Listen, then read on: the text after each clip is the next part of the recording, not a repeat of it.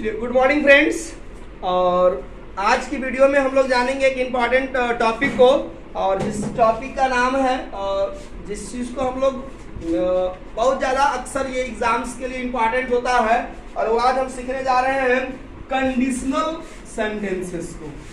और conditional sentences में काफ़ी हम लोग इमेजिन करते हैं, जिसको हम लोग सपोजिशनल सेंटेंस भी कहते हैं। कंडीशनल सेंटेंसेस, अभी कंडीशनल सेंटेंसेस की हम बात करें तो एक्चुअली में है क्या, ये है हमारा एडवर्ब क्लॉज ऑफ कंडीशन का। ठीक है, कंडीशनल क्लॉज जो रियल मायने में है क्या दोस्तों, ये होता है हमारा एडवर्ब क्लॉज ऑफ कंडीशन। फिर आपका सवाल होगा कि एडवर्ब क्लॉज क्या होगा, तो मैंने पहले वाले वीडियो में मैंने आपको बताया है क्लॉज का एक ब्रीफ इंट्रोडक्शन, फिर भी मैं अभी बता देता हूं।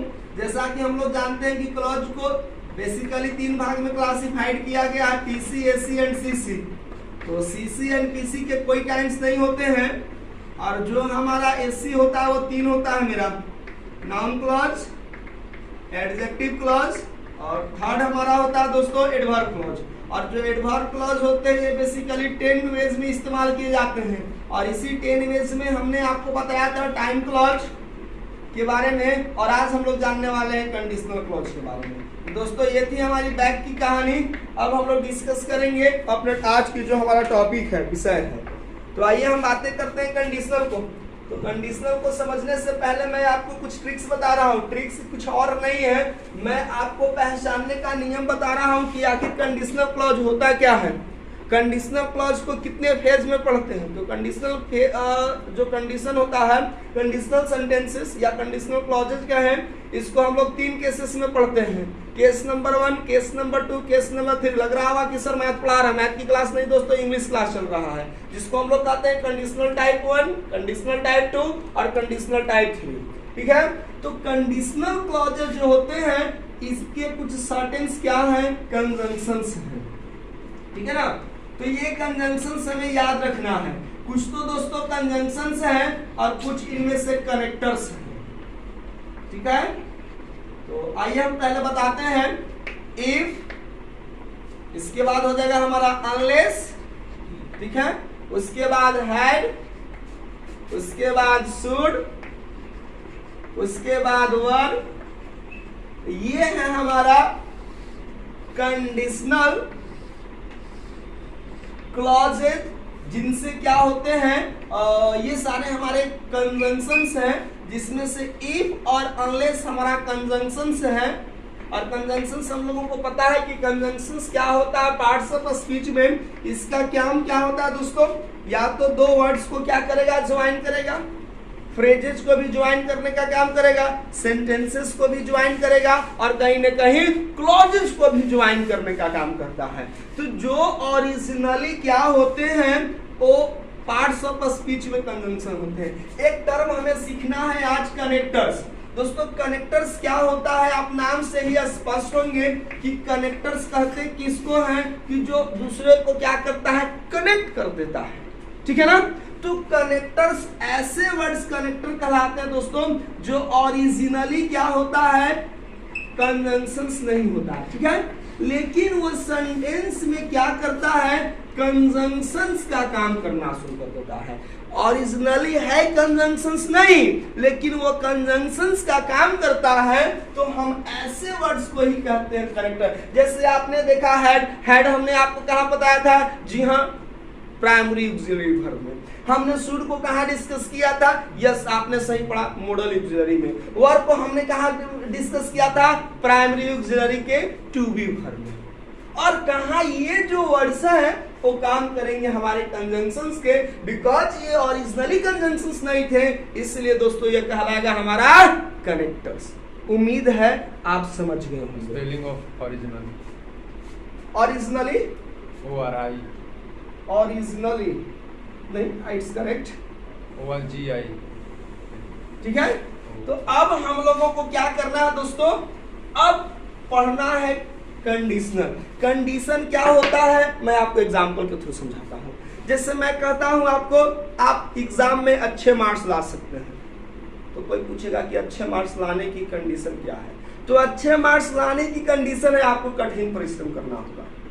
चलिए दूसरा कंडीशन है तुम वहां पर समय पर पहुंच जाओगे। लेकिन कंडीशन है दोस्तों, क्योंकि तुम्हें घर से निकलने में आपको इमेजिन करते हैं कि आपको अपने घर से हाउस से निकलने में से लेकर के ऑफिस तक जाने में आपको 30 मिनट्स का समय लगता है, ठीक है।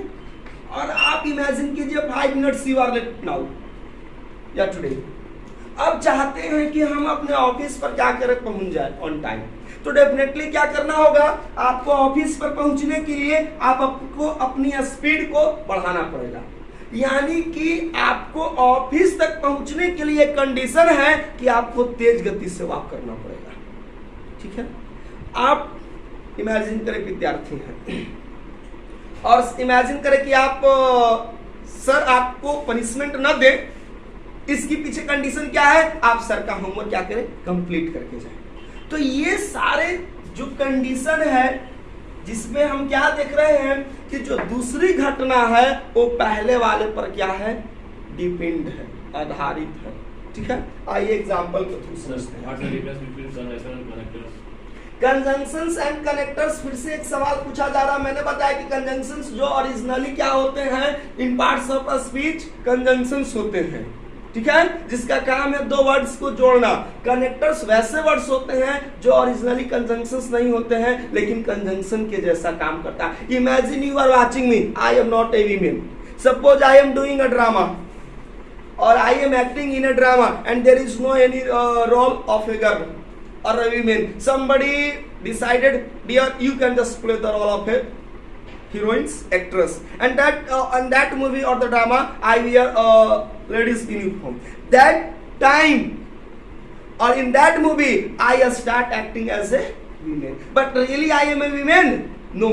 So connectors are those words that are originally not conjunction but do the work like a conjunction. I think you understand well. What are these words?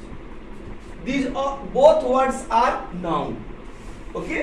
Conjunction is also noun. Connectors are also noun. So let's start. चलिए example के through समझते हैं। तो जो सबसे पहला हम लोग पढ़ेंगे, मैंने कंडीशन को लेकर के, जैसे if it rains, यदि वर्षा होगी, ठीक है, यदि वर्षा होगी तो लगता है कि आगे कुछ समथिंग है। क्या होगी, we will stay at home. आप देख रहे हैं दोस्तों, यानी we will stay at home, हम लोग घर पर रहेंगे। और ये घर पर रहने के पीछे कंडीशन क्या है, कंडीशन यही छिपा हुआ है कि इफ इट रेन्स, ठीक है ना, क्या है, इफ इट रेन्स।